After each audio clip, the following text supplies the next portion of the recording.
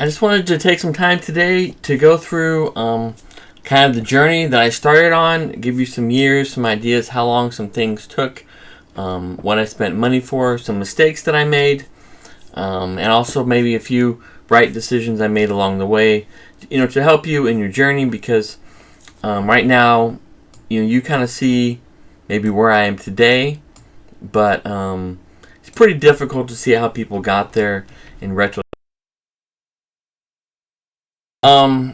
73 to 1990, I was in high school, elementary, whatever. I was always a good saver, saved my money from gifts, but I really didn't have any income sources, maybe motor food lawns or something like that during that time period. I saved well, I gained the ability to save, and basically my thinking was, try not to spend your money, just put it aside. 90 to 96 was when I started working. At this point, thinking about allocating my money to the things that were important to me, and so I had envelopes, and I put everything in envelopes based on that. Before the whole Dave Ramsey thing happened, I was using envelopes, and so I was working. I saved money well. I went to college. I paid for my college, and I was really increasing my income potential.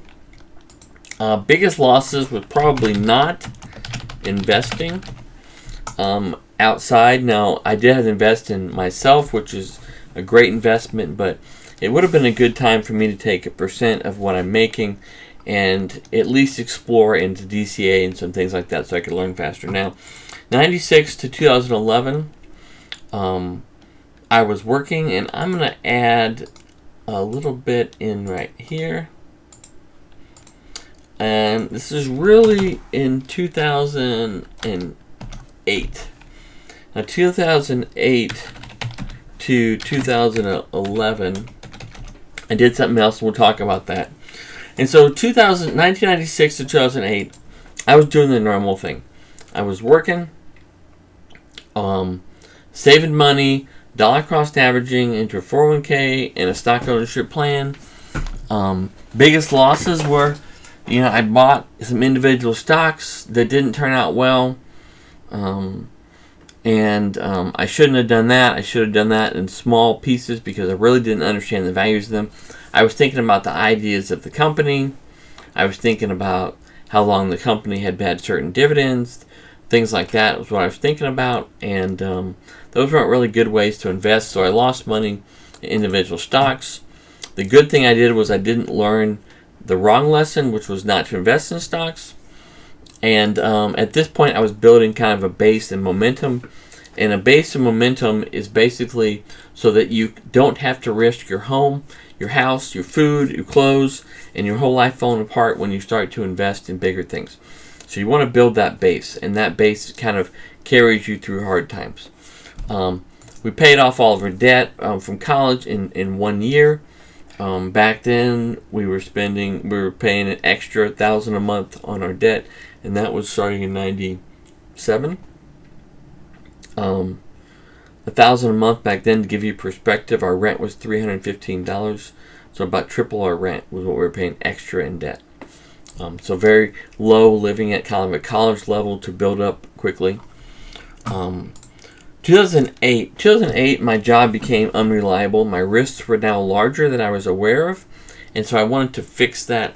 And so I was working, but my biggest gain was on how to reduce expenses. And I severely focused and reduced our overall expenses so that we were probably saving around at least 60% of our income at that point. My thinking was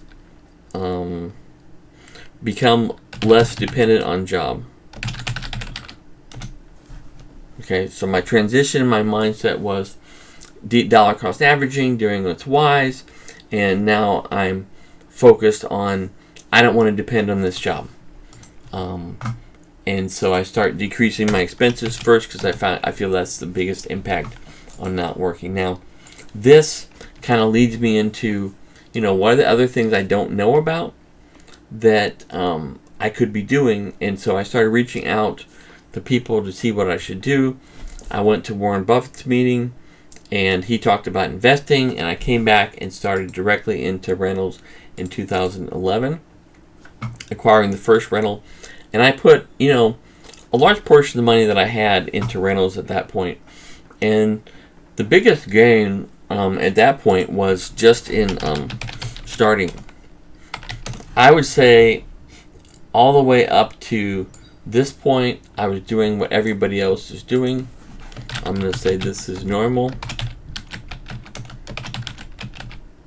And at this point, I started changing my thinking. Okay, kind of lower my expenses and my living level. And at this point, I started actually investing. And it was just funny because that means 2011 is when I started investing. This is 2022, and right now I'm probably, I would guess, maybe 30x what I was at this point in 11 years. So I started investing here, and my thinking here was to learn to invest. Okay? Now, so if you have mutual funds, you have stocks, you have your dollar cost averaging into ETFs and things, you need to realize you don't know how to invest. Okay? And so don't trust your own judgment. Don't go out and say, I think this stock is a great deal, because you don't know. And why do I think that? It's because I didn't know. And so best you learn how to invest in order to get financial freedom. And that's the best way to do it. So after 2011, I started working in rentals. Then I started working on some closeout businesses. I ran into people I knew, people I trusted, that had businesses that would tell me what was going on. And they were short on basically this type of thinking right here. This thinking that I had developed over the last 6 years about what investment was, how to manage risk, how to lower expenses, and how to think things differently than everybody else. People were good, but they didn't have this thinking, or at least they didn't apply it to their particular place they were in. And so I started working on some closeouts. So probably during this time period, I put most of my money into closeouts. In fact, I probably pulled some money out against rentals to start this up, and put a significant amount in the closeouts during this time period. About 2008, I kind of hit a level for how much needed to be in closeouts, and they were kind of maintaining. The profits and things would be put back in the business, but I didn't have to invest additional stuff. So now I have the rental income and to move forward, and I start into a sales business. I look at what they're doing on the closeout side, and I don't compete with that, but I want to learn. And so I start very small with cell phone cases from China, and I start selling those, learn what the business looks like, learn what the gaps in the market are, and I've grown that consistently, all the way through, let's say, 2020. 2020, I significantly increased the 2020 to today. 2020 to today. I significantly increased the sales. I'm still working. I still put significant amounts in rentals. Well, I would say no, I don't really put any more in rentals,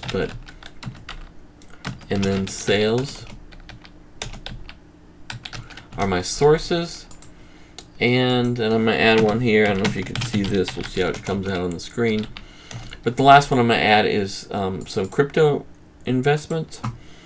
And so at this point, the money, starting about 2020, is going into sales increases and crypto. I can buy, and I bought, some houses 2019, 2020, 2021. And in those years, I really didn't put money into rentals. I sold a house I had at the lake. I sold a rental in 2022, put those back into rentals. I used equity in rentals to buy rentals, but at this point I really had figured out. And so my thinking and my biggest gain probably back here was how to manage money. I learned about that, and down here I'm using that. So you see my income sources include rentals, and I have the closeouts, and then I'm building on the sales side and the crypto side, because the other ones are kind of holding their own. From a rental, let's say you get a certain number of rentals, you have some income from the rentals, you have the increases in income, and those drive your property values. And so I kind of manage a ratio on my value of my properties to my debt, and based on that it allows me to purchase things without necessarily putting money unless I want to. And so that's where I am today. The things I'm pushing, from the things the money pushing, the things on the income side. And so probably my next phase is going to start in probably, what did it say, 2023 to whatever. And it's probably going to be more like this. Possibly where there's no regular working, but there's rental, sales, and crypto. And those things are now bringing out money. They went from the phase of investment and focus investing on those things. They went from the whole phase focused investing, I'm putting all my money in that thing, to now it's carrying its own, to now it's putting out actual cash flow. And at this point, the rentals are putting out some, the sales are definitely putting out some. The closeouts are still putting out a little bit per month, right? But we are trying to put money back into that business when it makes sense. The deals are not necessarily consistent, right? But so that's what I'm doing today. I just wanted to share that with you. And the reason I kind of wanted to share it was so that you didn't try to jump from here all the way to here.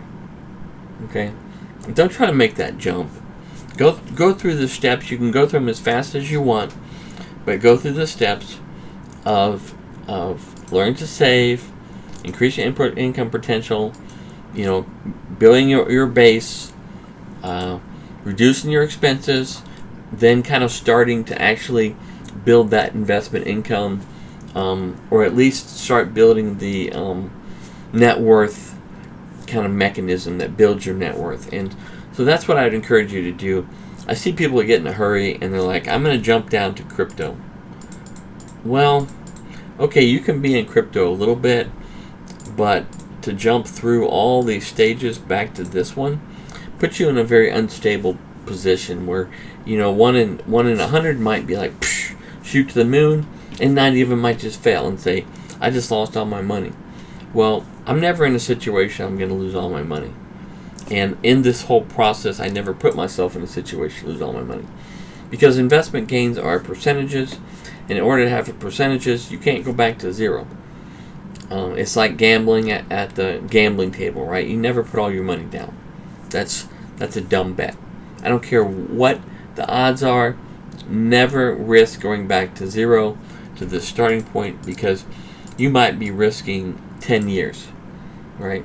And the real loss is 10 years of your work and your time, and you don't want to risk that much. So I just want to take a minute today and share this with you. I appreciate you watching, listening. Like down below or subscribe, and I'll talk to you guys later.